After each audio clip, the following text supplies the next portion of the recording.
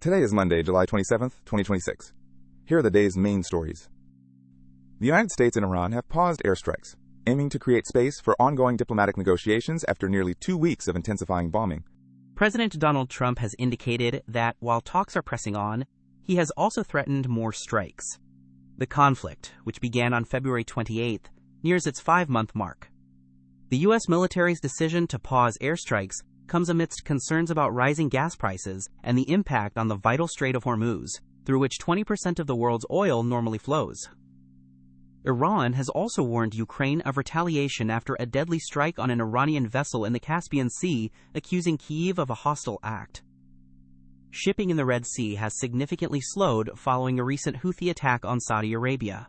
Israeli Prime Minister Benjamin Netanyahu is scheduled to visit President Trump next week in Washington, as Israel launched the war alongside the U.S. earlier this year.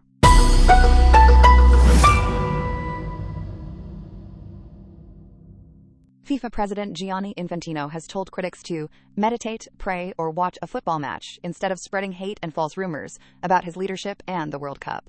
Infantino hailed Iran's participation in the 2026 tournament, despite its ongoing conflict with co-host the United States, as a success, claiming FIFA worked tirelessly to unite two countries at war.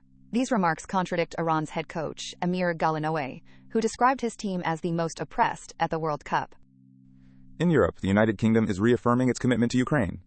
Prime Minister Andy Burnham has pledged unwavering support for Ukraine ahead of a meeting with President Volodymyr Zelensky today. This marks Zelensky's first international visitor since Burnham took office a week ago. The leaders are scheduled to visit a naval base, where Prime Minister Burnham will announce the sharing of intellectual property for the UK's new Stone Cloak electronic warfare system, enabling Ukraine to produce the drone jamming technology at scale. Thousands of these tablet-sized jammers have already been supplied to Ukrainian forces. Downing Street also stated the technology will be integrated into the UK's next generation of long-range weapons, including Project Breakstop.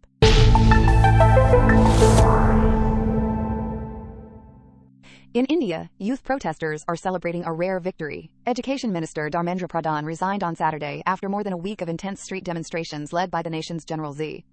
This marks only the second cabinet minister resignation during Narendra Modi's 12 years in power. A diplomatic row is escalating in South America. Brazil has recalled its ambassador to Buenos Aires after Argentina's President Javier Milei referred to the Brazilian president as a thief and a convict at a rally on Sunday.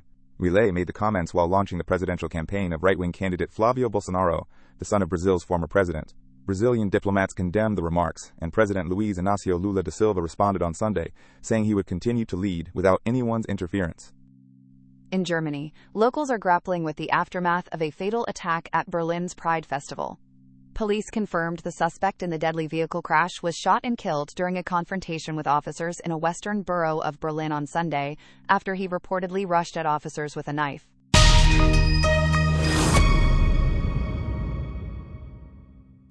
Meanwhile, in the West Bank, Israeli settlers have reportedly set fire to 2 mosques, cars, and farmland, scrawling revenge graffiti. These attacks come 2 days after clashes near the village of Tal, which left 4 Palestinians and 2 Israelis dead. Wildfires continue to rage across parts of Europe. Firefighters in France and Spain are battling blazes, with authorities warning that hotter weather looms, creating a critical window for containment efforts.